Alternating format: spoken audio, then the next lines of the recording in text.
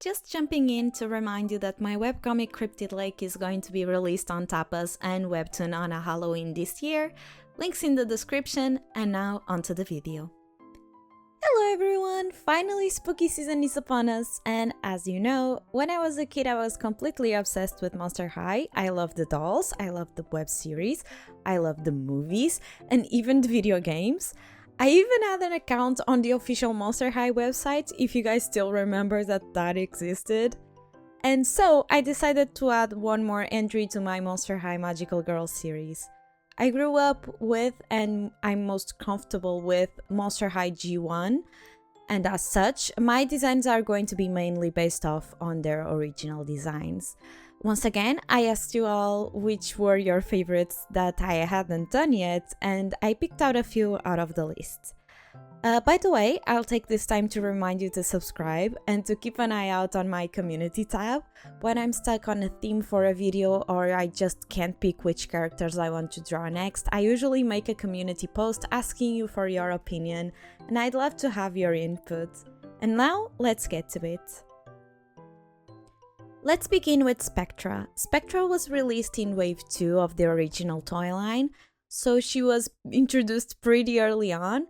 She was actually my second Monster High doll ever. She was introduced that early on. She is described as pretty mysterious. You see, we don't actually know much about her past. We know that at some point she was human, but passed away sometime in the 19th century. We don't know how. We also know that she used to live in a ghost zone, but she left with her family to the material world, which is pretty uncommon to ghosts. We also don't hear much about her family. From what I was able to find out, Spectra loves telling grandiose stories of her past and family, but it's heavily implied that she's either lying or so delusional that she believes these stories. Either way, the stories are not real. In the beginning, she's also pretty reserved and secluded. She spends a lot of time alone. She's a reporter and she's always on the lookout for scoops. So she does end up spying on other students. She usually jumps to conclusions and ends up creating rumors. I don't think she does this on purpose. I really don't think she wants to hurt others, but she does sometimes hurt people. It also doesn't help the fact that she loves gossiping and she gets carried away super easily. I don't think Monster High did this on purpose, but I think Spectra is a pretty tragic character. We know something happened with her family, she spends too much time alone, and she creates scenarios in her head to cope with her reality.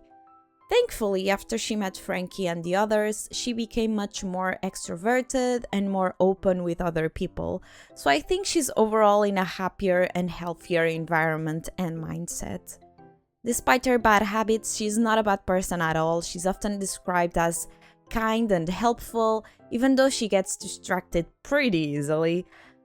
Like I mentioned before, I actually had the Spectra doll back when I was a kid. Back then I remember that I didn't like her hair very much, so after watching a tutorial on YouTube I used straws and boiling water to curl the doll's hair. I remember prompting the doll to dry overnight. I was super excited to see the end result, but when I finally did, I instantly regretted it. The hair was really ugly and it wasn't curly at all. I don't know how, but I think I did something wrong. After that, I spent a lot of time trying to fix her hair, but I was never successful. Such a shame, especially now that I look back and I realize that her original hairstyle was actually really pretty. Out of all the designs I've done today, Spectra is actually my least favorite, since I think she ended up looking much older than the other girls. To be honest, her defined jawline and cheekbones alongside her longer face proportions made her look much older. She's still really pretty though. Next up, we have Venus. Venus was also introduced pretty early on, and she's a plant monster based on the McFlytrap carnivorous plant. It seems that depending on the media, Venus appears to have different personalities. However, I remember her as a pretty down-to-earth girl that desperately wanted to help the planet. She's an activist and she goes out of her way to spread information about the environment and urge her fellow classmates to also pay more attention to the environment by, for example, stop littering, recycling, saving energy, and so on and so on. She's described as kind, energetic, and extremely devoted. Despite her good intentions, her usual ways of persuading her classmates don't seem to actually help all that much, and so she feels the need to take more drastic measures by using her spores to hypnotize her classmates to help out. As you can imagine, she developed a bad reputation because of this bad habit. She is particularly powerful. Her power set includes mind control, like I mentioned before, as well as control over growth of the plant life and talking to plants. I also had a Venus doll as a kid, and I love this doll so much. She was probably one of my favorites. So much so that she's one of the only dolls that I kept as an adult. Her character design was so cool and pretty, and it goes so well with her personality. She also has a G2 version, which is very similar to the OG design, and she also has a G3 design, and I have to say I absolutely love it. Like I mentioned many times before, I love the variety in body types that G3 has going on, and I also love that in G3 Venus has half of her hair shaved like in the original, and the rest of the hair are dreads. I'm going to be honest, I didn't expect to like her new design so much. So yes, the hair in my Magical Girl design is based on G3 Venus's hairstyle. In one of my other Monster High videos, I commented that the Monster High community was pretty chill and that I'd only read kind things about the changes that G3 brought. Someone in the comments told me that I must be in a pretty chill side of the internet because that was not true at all. And sure enough, I started to pay more attention and realized that some of the OG fans aren't all that kind.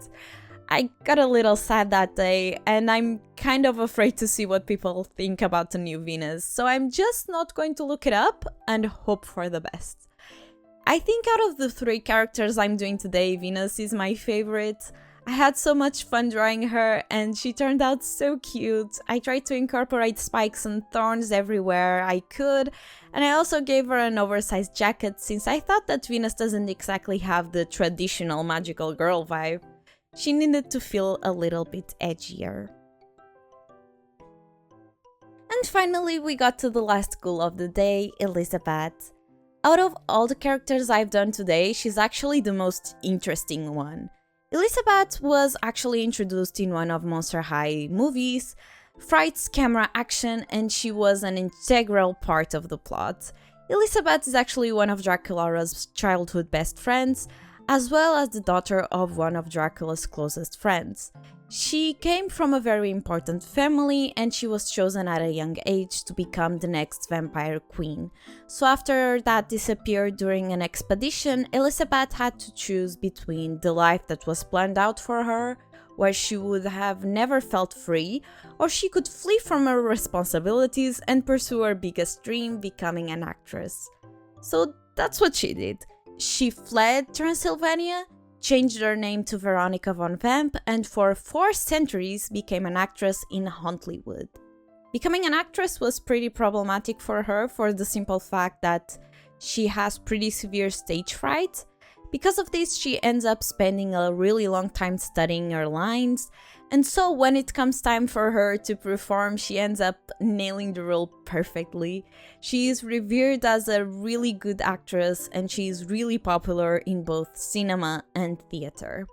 She's described as being a bit cold, aloof, and unapproachable. However, she only appears that way because of her fierce devotion to her craft, and because she had to be careful for the longest time to not reveal her true self. Elissabat is really cute, but I think she's a bit too close design-wise to Draculaura. Even their fashion sense is similar. And that's such a shame, because Elissabat is such a distinct character. And that's not like the Monster High team isn't good at coming up with diverse designs. I think that what actually happened was that Mattel probably wanted a new character, but they didn't want to have to make a new face mold, so they ended up using Draculaura as a base. And so the character designers kinda had to work around that, and I completely understand it. But I really hope that if Elissabat comes to G3, that they give her a distinct design from Draculaura. I really liked designing the magical girl Elissabat, and I gave her a lot of ruffles and 2-layer skirts, a big bow and bat wings. I think she turned out really cute. If Venus was my favorite out of today's designs, Elissabat is a close second. And with that, thank you so much for watching. Leave a like and subscribe if you liked the video. If you want to see more stuff from me, I'm also on Instagram and Twitter at momopurin_chan and on Kara at momopurin. Thank you so much, and until next time, bye!